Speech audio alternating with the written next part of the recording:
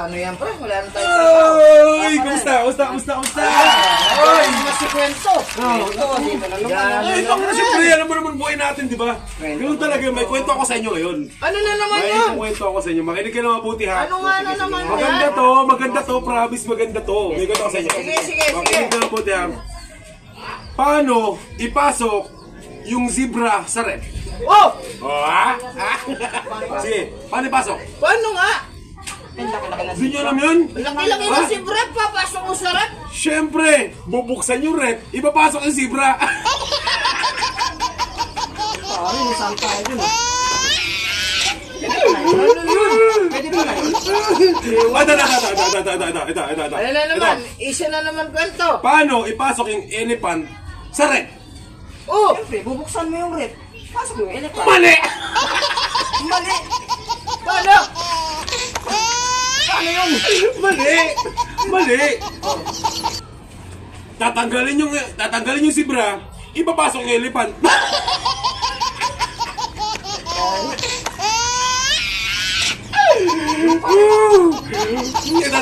Ito. Ah. Ang hina naman ang utak ninyo. Ano na naman Kasi yung yan? utak ninyo. Ito. Mayroong 500 na hollow blocks. Nakasakay sa helicopter. Nahulog yung isa. Ilan yung natira? Siyempre, 499. Oh!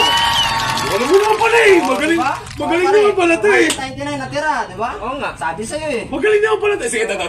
Ito. Tama. 499. Nagpatawag ng meeting yung leon. Tsaka bundukan. Oh, nagpatawag. Yung tigre. Nagpatawag. So, lahat sumipot. Sino yung wala? Lahat kailangan. Siyempre, pag tigre na pala, sino bang hari sa kabundukan? Tigre. Leon, yan. Tigre talaga. Pero pag napatawag siya ng meeting, kailangan lahat sumipot. Lahat ng hayop. Sino ang hindi nakasipot? Eh, Lahat ng wala, hayop, lahat ng hayop nakasipot. pinatawag eh. Di ba lahat ng hayop O lahat pinatawag. Eh, walang natira. Mali.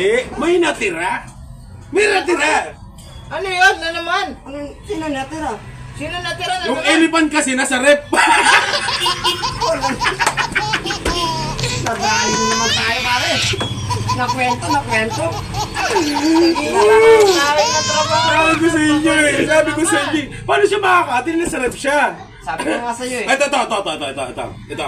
Merong isang malaking sapa. Puro buhaya. Di ba? Puro buhaya. Tatawid si Juan. Paano siya makatawid? Ipapatayin siya. Paano siya makatawid dun? Kakainin siya ng buhaya eh. Sige nga, paano siya makakatawid? Pag-isipan nyo. Tatalon? Tatalon, sobrang haba, sobrang lawak ng ano, di kayang talunin yan. Sobrang lawak ng ilog. Dali. Anong tali? Tatarasan? Hindi pwede ganun. Tatawid ka syempre. Parang mahirap yun ah. Ano na naman Ang yan? hina ng utak ninyo. Ano na naman Ito kasi, yun? kanina nakasagot na ako ng ano eh, isa eh. Ikaw. Ang hina ng utak nyo. Oh, paano tumawid si Juan sa ilog? Paano tumawid? Paano? Nagpa-meeting yung leon, walang buhaya sa sapa. Dahil na naman tayo, pare. Sabi ko na, kwento tayo dito. Sabi ko Mamaya na lang Ito ito. Pero ang tanong, nakatawid niyo si Juan sa sapa, bakit namatay si Juan? Ha? O ha? Ayan ha? Para isipin niyo na maayos. Paano namatay si Juan? Tayo pa siya, nakatawid na nga. O paano siya namatay? Isipin niyo. Parang mahirap ah. Namatay siya pagkatawid niya mismo sa ilog, namatay din siya. O sige, di nga siya kinain ng buhaya, pero namatay siya. Lahat ng buhaya nasa meeting. Lahat ng hayop nasa meeting. Tapos si Juan nakatawid. O sige, isipin niyo. Ano yun? Isipin niyo. Paano yung pre? Paano siya namatay? Ewan ko. Paano siya namatay? Oo. Kasi yung isang hollow blocks na nahulog sa helicopter, tumama sa ulo niya.